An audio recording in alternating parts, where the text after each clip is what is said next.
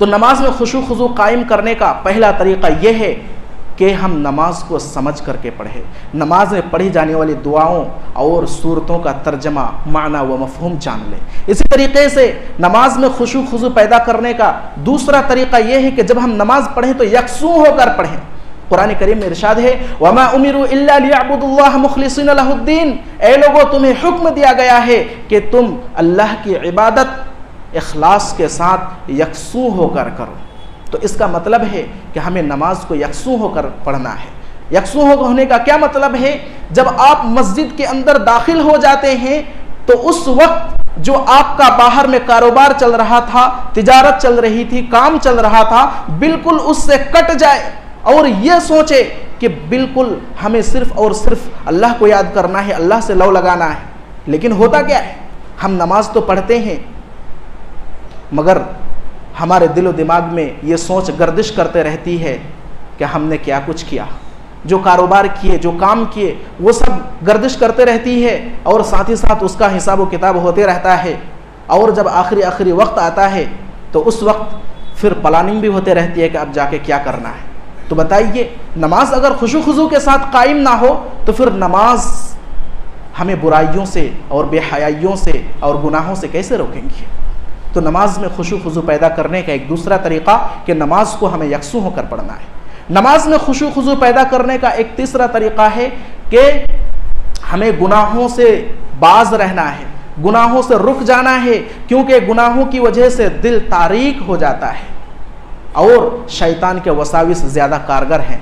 शैतान आगे से भी हमला आवर है, पीछे से भी हमला आवर है, यमीन से भी है और शिमाल से भी है, यानी राइट जानिब से भी है और लेफ्ट जानिब से भी, हर जानिब से, हर चार जानिब से शैतान हमला आवर है। इन्न शैतान लिल इंसान अदुव्वुम मुबीन, शैतान इंसान के लिए खुला दुश्मन है। अल्लज़ी युस्विसु फी सुदूरिन नास, शैतान ये इंसान के दिलों में वसवसे डालते रहता है। तो शैतान के वसवसे से बचने के लिए दिल को पाक साफ रखना ज़रूरी है, अपने आमाल की दुरुस्तगी ज़रूरी है, गुनाहों से बचना ज़रूरी है। तो नमाज में खुशू खुजू पैदा करने के कई सारे तरीक़े हैं। यहाँ पर 2-3 तरीक़े जो कि बहुत अहम हैं वो बताए गए। एक तो नमाज में पढ़ी जाने वाली दुआएं और सूरतों का हमें तर्जमा, माना व मफहूम जानना है। दूसरा यकसू होकर पढ़ना है। तीसरा गुनाहों से हमें बचने की कोशिश करनी है।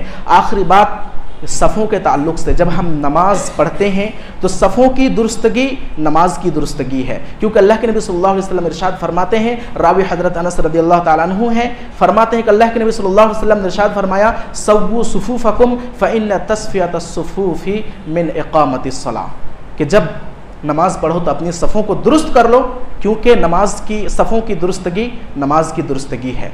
तो इससे मालूम हुआ कि सफ़ को दुरुस्त करना वाजिब है। सफ़ को कैसे दुरुस्त करेंगे? बिल्कुल बराबर सराबर, आपके जो पैर हैं, आपका जो कदम है बिल्कुल किबले की जानिब हो, आपकी उंगलियां सारी किबले की जानिब हो और एड़ियों से एड़ी मिल जाए, सबकी एड़ी एक दूसरे के साथ मिल जाए। ये सफ़ की दुरुस्तगी का तरीक़ा है। अल्लाह के नबी सल्लल्लाहु अलैहि वसल्लम फरमाते हैं, रावी हज़रत अबू मसऊद है, तसू वला तख्तलिफु फतख्तलिफु कुलूबुकुम, रवाहु मुस्लिम, कि अपने सफ़ों को दुरुस्त करो। अगर अपनी सफ़ों को दुरुस्त नहीं करोगे तो अल्लाह तुम्हारे दिलों में इख्तिलाफ डाल देगा। अल्लाहु अकबर, वईद है ये। तो इससे पता चलता है कि सफ़ का दुरुस्त करना वाजिब है। और सफ़ कहाँ से दुरुस्त करेंगे, सफ़ कहाँ से शुरू करेंगे? जो इमाम है, इमाम के एग्जैक्ट पीछे से शुरू करना है, राइट जानिब से, राइट जानिब से शुरू करना। यानी इमाम ये खड़ा है और उसके पीछे राइट जानिब एक बंदा खड़ा होगा, फिर लेफ्ट में एक, फिर राइट में एक, फिर लेफ्ट में एक, इस तरीके से सफ़ बांधी जाएगी, यानी एक दाईं जानिब एक बाईं जानिब, ताकि सफ़ों का तवाज़ुन बरकरार रहे, दोनों तरफ बराबर सराबर रहे। लेकिन होता क्या है कि कभी राइट जानिब ज़्यादा हो जाते, कभी लेफ्ट जानिब ज़्यादा हो जाते, तो ये सफ़ों की दुरुस्तगी नहीं है। तो मालूम हुआ कि सफ़ों की दुरुस्तगी हमारे लिए बहुत ज़्यादा ज़रूरी है, बहुत ज़्यादा अहम है, क्योंकि सफ़ों की दुरुस्तगी पर नमाज की दुरुस्तगी मुनहसिर है।